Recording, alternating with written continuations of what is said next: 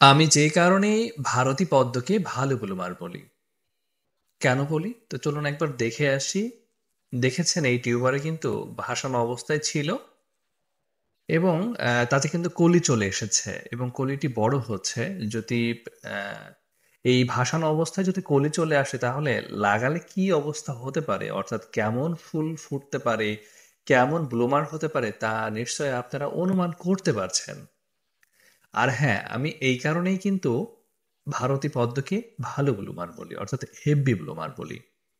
আমি প্রথমে কিন্তু যাচাই বাছাই করি, পর্যবেক্ষণ করি, তারপরেই গিয়ে সেই সম্পর্কে কোনো তথ্য আপনাদের কাছে শেয়ার করে থাকি। পর্যবেক্ষণ ছাড়া কোনো তথ্যই শেয়ার করি না আপনাদের কাছে। আমি পর্যবেক্ষণ করেছি, আমার বাগানে ভরপুর ফুল পেয়েছি আমি ভারতী পদ্মে।